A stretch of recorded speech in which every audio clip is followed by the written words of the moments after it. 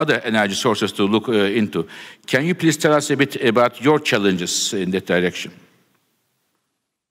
Well, thank you, Fatih, and thank you for being so kind and not asking me about football, because I'm more into ice hockey. You never know, I may come back, so this is... No, I like Galatasaray, don't worry. Thank you very much. But I'm more into ice hockey than football, so I would be kind of lost. There are fewer players on the ground there. Well, first of all, let me thank you for inviting us here. And your questions about nuclear is actually really going towards how you define energy transition. Because energy transition for every single one of us can mean something different. For some of us, it's a decarbonization. For some of us, it's more about rapid renewable investment. For some of us, it's about energy efficiency and really decreasing the supply and demand. And this, for some of us, is moving into a decentralized systems with really mighty prosumers who are going to drive the system. And then the other thing is, how fast are you when you are pursuing your energy transition Energiewende, no matter how you call it?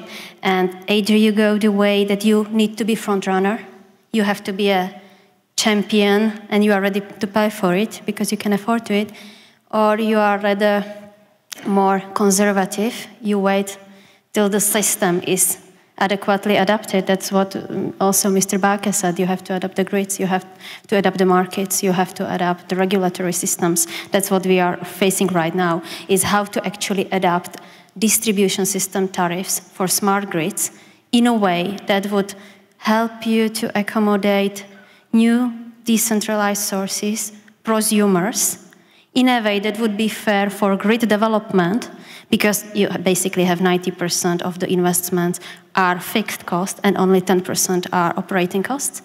And how you do this, you know how to do it perfectly from mathematical point of view and economical point of view.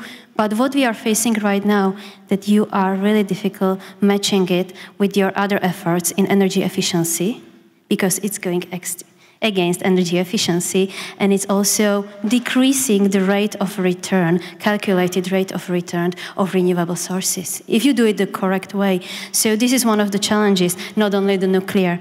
And with regard to nuclear, it's not an easy task, but it's not only the question of nuclear, it's the question of all the sources currently in Europe, because I'm really thankful for today morning, because what everybody said is that we do believe in markets.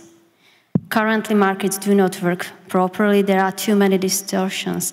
We all wanted to increase the renewable share, so we gave them a lot of operational subsidies instead of giving them investment subsidies, what would be more logical for investments that are capex intensive and virtually OPEX free.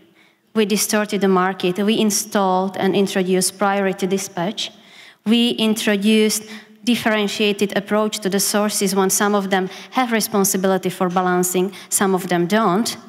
And this all causing the fact that the markets are not playing around the games, and some of us even do not have the scarcity pricing. I think that one of the major outcomes of the electricity neighbors that we discussed is how exactly we do need scarcity pricing for having long-term investment signals and also for incentivizing demand-side management that has been discussed here a lot today in the morning. With regard to the nuclear, we are not as fortunate as some of our neighbors. We have no sea, and also sunshine in Czech Republic is quite limited, and our biopotential biomass, biogas, is also limited. So basically, if we want to go and meet our commitments that are the decentralization, and we sign to it and we really mean it honestly, even with high investments into the energy efficiency, we are not able to meet our criteria without nuclear. We think nuclear is a natural solution for those who wish to pursue the solution. It has to be on a safe level. We have to provide the high standards. But I think for us, nuclear needs to be a solution, otherwise we won't be able to fuel our industry. For us, more than 30% of our GDP is created by industry, heavy industry, machinery that needs electricity, safe and stable electricity supplies 24 hours, 365 hours days a year. And I think it's also with regard to the heating. Not all of us, when I see people in the audience, need it, but I can see, and it's not only for the Czech Republic, but also for third world developing countries, small nuclear reactors that are much smaller can play a role also in heating sector. I know that biomass and other renewables are going to play a crucial role, but for those of us who are less fortunate with natural conditions, I think that nuclear could play a role and should not be discriminated once the citizens are willing to accept it. Thank you very much.